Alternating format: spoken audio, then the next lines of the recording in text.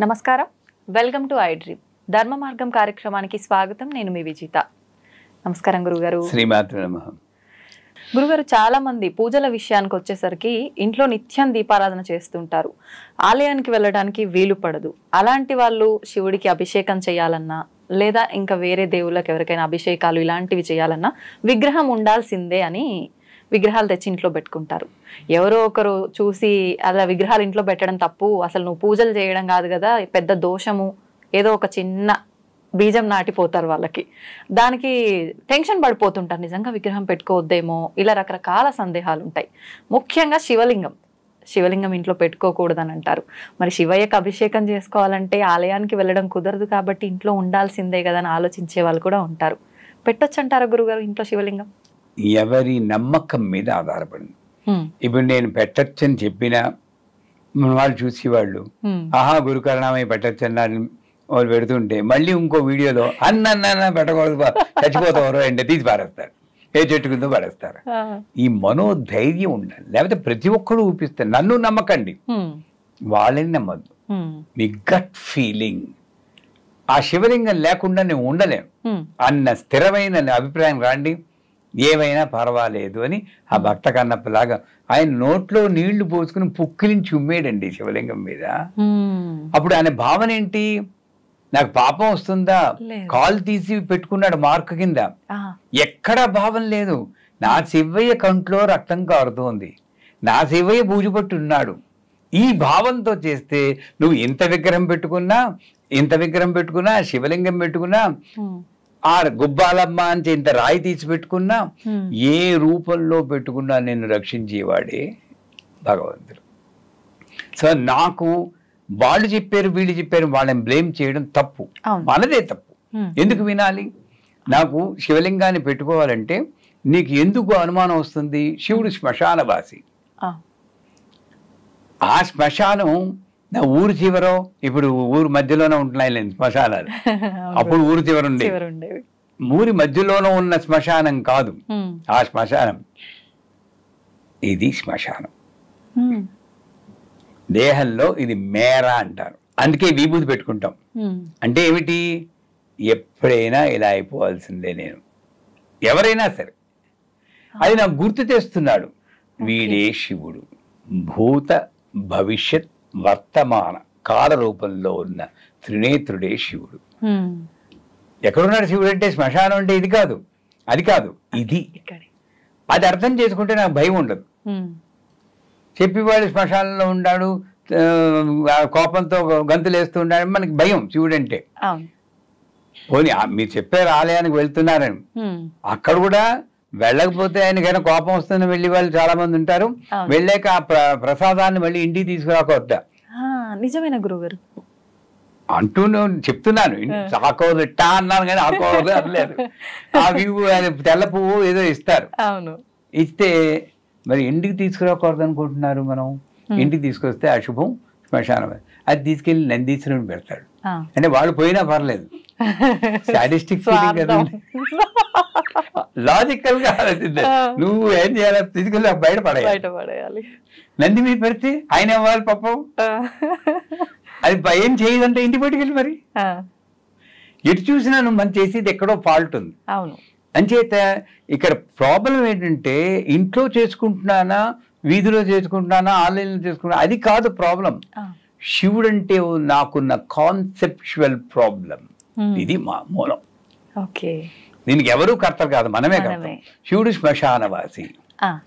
శివలింగము అనేది తాంత్రికంగా వేరే అర్థాలు ఉంటాయి, కొన్ని చోట్ల కొన్ని చెప్తారు. అంటే ఆడవాళ్ళు శివలింగాన్ని ముట్టుకోకూడదు, అది పరపురుషోత్త సమానం, అలా ఇస్తారు నిర్వచనాలు. దాని గురించి మనం వెళ్ళకూడదు, తిట్టేస్తారు. అందుకని అలా చెప్పి శివలింగాన్ని ముట్టుకోకూడదు అంటారు. అసలు ఇంకొంతమంది శివలింగానికి అభిషేకం చేయకూడదు, రుద్రం చదవకూడదు, ఆడవాళ్ళు ఏం చేయకూడదు. ఇదేదీ కాదు. ఒకవేళ నిజంగా అదే నిజమైనా ఏదైతే అవుతుంది, నేను ఆ శివయ్యకి అభిషేకం చేయకుండా ఉండలేను అని చిన్న శివలింగం తెచ్చుకోను. యాక్చువల్గా చెప్పాలంటే శివలింగంలో పానవట్టం ఉంటుంది. ఇక్కడ శివుడు, ఇదేమో ఫీమేల్ అమ్మవారు, ఇదేమో అయ్యవారు. దాంపత్యాన్ని అభివృద్ధి చెందించేదే శివలింగం. శ్మశానం అనుకుని మానేస్తున్నారు మన వాళ్ళు. అవును, రెండు కలిసి ఉంటాయి. ఇక్కడ అమ్మవారు ఉంటారు, అక్కడ ఏవారు ఉంటారు. ఇద్దరికి ఒకేసారి అభిషేకం చేసే అదృష్టం శివలింగంలో ఉందర్రా బాబు, ఎందుకు వదులుకుంటారు? గురుగారు నిజంగా ఎంత అర్థం ఉంది దీంట్లో, ఎంత మూర్ఖంగా ఆలోచిస్తున్నారు. అది మూర్ఖత్వం అనలేదు, అది కూడా ఎందుకు అనుకోవాలి? వాళ్ళకి పాపం ఎక్కడో చదువుతారండి, ఏదో చేస్తారు, బలహీనంగా కొట్టుకుంటూ ఉంటారు, వీళ్ళే తప్పులు చేస్తారు. ఇప్పుడు నాకు వచ్చి ఎవరైనా సరే నువ్వు ఇలా బాహాటంగా మంత్రాలు చదివిస్తున్నావు, చాలా పాపం అంటే, ఆహా అలాగా, మీ స్కూల్ ఆఫ్ థాట్ అది, నా స్కూల్ ఆఫ్ థాట్, నా గురువు ఇలా చెప్పారు, పర్లేదు 70 ఏళ్ళు బతికేనా, ఇంకెన్నాళ్ళు పోతాం, బతుకుతాం, గుండు వికలాన్ని బతికాం, బ్రహ్మాండమైన లైఫ్ ఉంది. Why should I fear? ఆ ఆత్మస్థైర్యం లేకపోవడమే లోపం. అంచేత అదొకటి. ఈ శివలింగాన్ని తెచ్చుకున్నాక సింప్లెస్ట్ పూజ శివలింగాన్ని చేయొచ్చు. ఎందుకంటే బోళాశంకరుడు అన్నాడు అభిషేక ప్రియ అనకూడదు. కానీ విష్ణుమూర్తి అంటే కోపం కాదు, ఆయన్ని ఆరాధిస్తాం. ఏలకుల మాల పూజ అని చెప్పి చాలాసార్లు చెప్పుకున్నాం. ఆయన అలంకార ప్రియ. ఓహో పూలు దండలు వేసేసి భోగాలు చేసి అలంకారం చేయాలి, భోగాలు చేయాలి. అమ్మవారేమో స్తోత్ర ప్రియ. ఇందాకనేమో షూటింగ్ ముందు అనుకున్నాం, ఆడవాళ్ళని కాస్త పొగిడితే చాలు ఐస్ అయిపోతారు, అది తెలియక అభివరిస్తున్నారు మా వాళ్ళు అనుకున్నాం. లాజిక్ మిస్ అవుతున్నారు, లాజిక్ మిస్ అయిపోతుంది. కాస్త బాగుంది, ఆ చీర బాగుంది, చాలా బాగుంది అనుకుంటే అయిపోద్ది. అందుకని అమ్మవారు స్తోత్ర ప్రియ, విష్ణువు అభిషేక అలంకార ప్రియ, శివుడు అభిషేక ప్రియ. ఆ అభిషేకం కూడా ఆయనతో పంచామృతాలు పోయి అది పోయి ఇది పోయి అంటలేదు, మనకోసం వెరైటీగా ఉంటే బాగుంటుంది, తృప్తి కోసం చెప్తున్నాం. అందులో గంధోదకంతో చేయొచ్చు, గంధంలో నీళ్ళలో గంధం వేసి చేయొచ్చు, విభూది ఉదకం అంటే విభూది వేసి చేయొచ్చు, రుద్రాక్షలు వేసి చేయొచ్చు, బిల్వాల పత్రాలు వేసి చేయొచ్చు. ఆఖరికి మామూలు మంచినీళ్లు పోసైనా చేయొచ్చు. ఆయనకి కావాల్సింది ఓం నమ శివాయ, భక్తితో కృతజ్ఞత తెలపడమే. అది ఏమి సింపుల్ గా చేసుకోవచ్చు. అటువంటి శివయ్యని చూసి భయపడుతున్నామా? సో హాయిగా శివలింగం ఇంట్లో పెట్టుకోవచ్చు. విగ్రహాలు కూడా మనం అనుకుంటే రావు, కొనుక్కోం మనం. అమ్మవారికి దయ ఉంటేనే మన ఇంటికి విగ్రహం వస్తుంది. విగ్రహం ఇంతే పెట్టుకోవాలి, అంత పెట్టుకోకూడదు, ట్రాన్స్ఫార్మర్ తీసుకొచ్చి ఇంట్లో పెట్టుకుంటావా అని కొంతమంది చెప్తూ ఉంటారు. నిజంగానే పొరపాటు నేను ట్రాన్స్ఫార్మర్ తెచ్చి పెట్టుకున్న ప్రేమతో, వేరే విధవ నా శక్తి ఏదో తెలియకుండా పెట్టుకున్నాడు అని ఆవిడ చల్లబడి ఐస్ కూలర్లా కాపాడుతుందని నమ్మకం నాకుంది. కాబట్టి నేను ట్రాన్స్ఫార్మర్ కూడా భయపడను. దానికి భయపడి వాళ్ళు అదో ట్రాన్స్ఫార్మర్ ఇది మామూలు అనుకుంటా. ఇది ఈ లాజిక్లు ఏమీ లేవండి. అంతా ఆవిడే చేస్తుంది అని అనుకున్నప్పుడు, ఈ మాట్లాడించింది ఆవిడే అనుకున్నప్పుడు మనకి ఏది కాకపోతే అక్కడ ఒకటి ఉంది, ఇంత పెద్ద విగ్రహం పెట్టుకుంటే నాకు 4 కోట్లు వస్తుందని 10 కోట్లు వస్తాయి అలా చేయకూడదు. బాగుంది కాస్త ఈ మాత్రం ఉంటే గానీ నాకు కనెక్ట్ అవ్వలేకపోతున్నా. ఇంత విగ్రహం ఉందనుకోండి, ఏం కనెక్ట్ అవుతాను దాంట్లో? ముక్కు మొహం ఏమో తెలియదు, అన్ని అలుక్కుపోయి ఉంటాయి, వేళ్ళు సరిగ్గా కనబడవు. అంచేత అన్నీ కనబడేంత రీజనబుల్ హైట్ లో ఏ విగ్రహమైనా ఇంట్లో పెట్టుకోవచ్చు.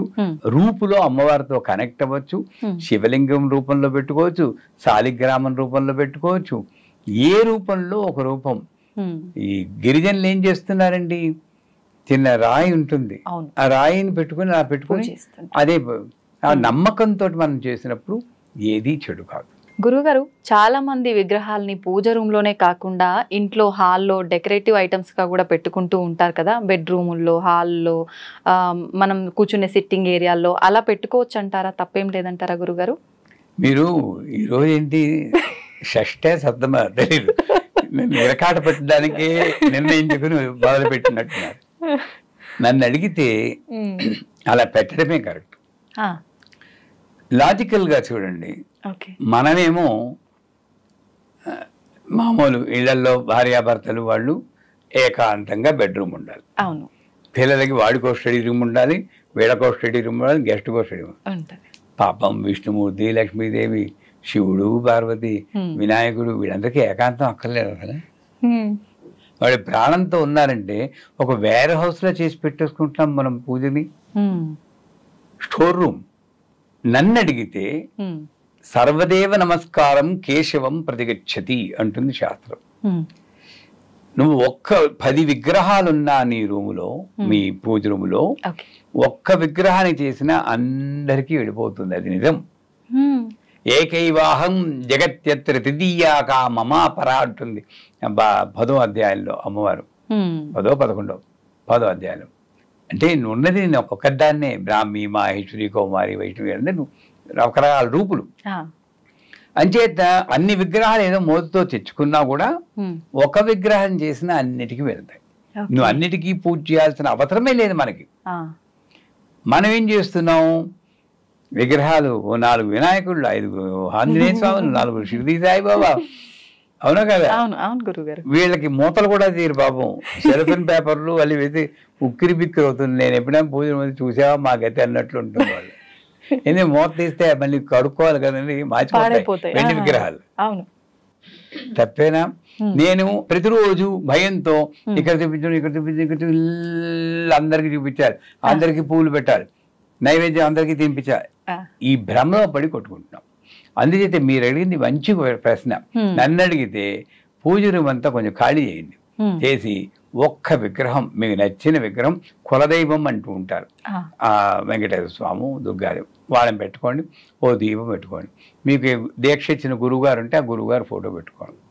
మిగతా విగ్రహాలన్నీ వీళ్ళందరినీ పిల్లల రూముల్లోనూ, పిల్లలు మీ ఇంట్లో పిల్లలు ఉంటారు, వంటింట్లో ఉండాలి. వంటింట్లో కూడా అక్కడ సమయపుర అమ్మ అని ఒక అమ్మవారు ఉన్నారు.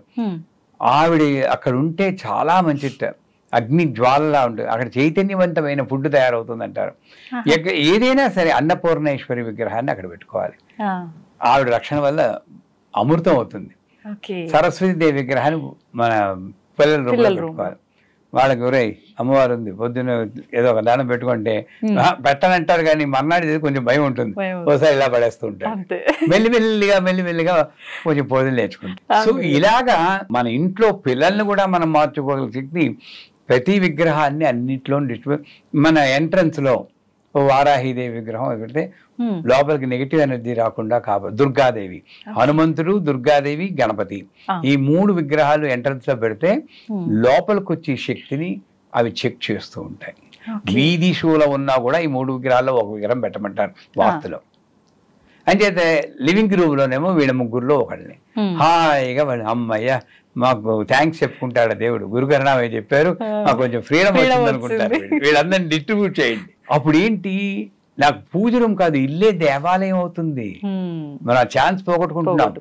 ఇక్కడ మాత్రం నేను ఒకసారి చెప్పాను, అనియన్ అపరిచితుడని సినిమా వచ్చింది కదా, విక్రము ఎలా ఉంటాడు, ఇలా తిప్పేటప్పుడు వాడి మారిపోతుంది. మనం అందరం అపరిచితులమే, పూజ గదిలో మాత్రం ఇలా ఉంటాం. బయటకు వచ్చేటప్పటికి ఏమవుతుందని మనకి. అవునవును, నేను ప్రతి రూపులోనూ ఒక విగ్రహం పెడితే ఈ అపరిచితుడు చచ్చిపోతాడు. పాయింట్ గురుగారు, భయం ఉంటుంది ప్రతి అమ్మో. గురుగారు, ముఖ్యంగా ఇప్పుడు మనం మాట్లాడుకున్నట్టు హాల్లో, ఇంట్లో, వేరే ప్లేస్లలో కాకుండా పూజ గదిలో పెట్టిన విగ్రహాలని మనం కొత్త విగ్రహాలు తెచ్చుకుంటాం. అలా కొత్త విగ్రహాలు తెచ్చుకున్నప్పుడు పాత విగ్రహాలని, పాత దేవుడి ఫోటోలని ఏం చెయ్యాలి అని చెప్పి ఒక సందేహం అయితే ప్రతి ఒక్కరిలో ఉంటుంది గురుగారు. నిజంగా ఆ పాత విగ్రహాలని ఏం చేస్తే బాగుంటుంది అంటారు గురుగారు, తెలియజేయండి. నేనేంటే ఏదో యాదృచ్ఛికంగా ఓ చెయ్యో కాలం విరిగిపోతుంది అనుకోండి, ఆ విగ్రహానికి న్యాయంగా విశాఖపట్నం వెళ్ళారు ఎప్పుడైనా? అక్కడ కనక మహాలక్ష్మి గుడి ఉంది. ఈ 2 చేతులు ఉండవు, మామూలుగా మొండిగా ఉంటుంది. ఎందుకని గురుగారు అలా? అది ముస్లిమ్స్ కాలంలో వాళ్ళు దొంతం చేశారు. 2 చేతులు, చెయ్యి అంగవిహీనంగా ఉంటుంది. మరి అలా పూజలు బ్రహ్మాండమే. అక్కడ పూజ చేస్తే ఇంక కోట్లే మీకు, చాలా బాగుంటుంది, మంచి శక్తివంతం. మరి ఆవిడ చేస్తున్నారు. మన ఇంట్లో విగ్రహం వేలు కొంచెం ఇలా అయినా ప్రారంభిస్తున్నాం, ఎక్కడో తేడా ఉందా? ఎక్కడ మనం ఆలోచనలో తేడా ఉంది, ఆలోచనలోనే తేడా ఉంది. పూరి జగన్నాథ విగ్రహం కూడా పూర్తిగా పెద్ద ఏం కనబడదు.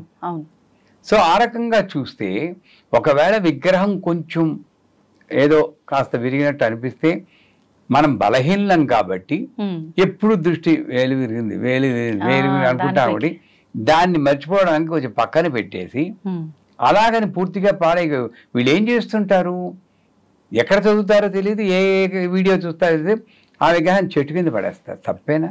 అవును. ఇన్నాళ్ళు నువ్వు పూజ చేసేవా, నీ సంసారాన్ని రక్షించిందా? ఒక్క వేలు కొంచెం ఇలా అయితే చెట్టు కింద పడేయడం అంత తప్పు.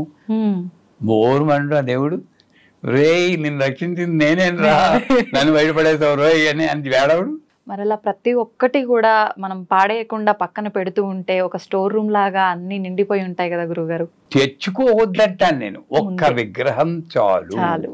వాళ్ళు ఇచ్చారు వీళ్ళు ఇచ్చారంటే, నాకు ఇచ్చిన విగ్రహాన్ని మళ్ళీ మీలాంటి వారు ఏదో బర్త్డేకి వస్తే అమ్మ ఇది పెట్టుకు చేసుకోండి, చాలా బాగుంటుంది. ఓ మంత్రం కూడా చెప్పండి, హరి మహాలక్ష్మి అని. మనకి ఇవ్వడానికి భయం. గొప్ప మనసు ఎవరికి లేదు గురువు గారు, అంత గొప్ప మనసు లేదు. ఎందుకంటే భయం నాకు. లక్ష్మీదేవి విగ్రహం ఇస్తే నా సంపద అంతా పోతుంది. నిజమే. సో నా సంపద నాకు ఇక్కడ లేదు, విగ్రహాల్లోనే ఉంది. అంతే. ఇవన్నీ కాన్సెప్చువల్ మిస్గివింగ్స్ అంటారు. అంచేత ఒక్క విగ్రహం పెట్టుకోండి, ఎక్కువ విగ్రహాలు తెచ్చుకోవద్దు. ఆ ఒక్క విగ్రహం కూడా కర్మగా ఏదైనా చిన్న భంగం అయితే పక్కనే పెట్టండి. ఆ విగ్రహానికి మీరు పట్టించుకోకలేదు, కొత్త విగ్రహాన్ని పెట్టండి. అంతేగాని బయట పారేయద్దు. ఆవిడ ఇంట్లో ప్రధాన దేవత, ఇంటికి అధిష్టాన దేవత, ఇంటి యజమాని. యజమాని ఎలా తరుగుతామమ్మా? చెట్ల కింద విగ్రహాలు, ఫోటోలు అన్ని పడేస్తూ ఉంటారు. చాలా భయంకరమైన పాపం అది నన్ను అడిగితే.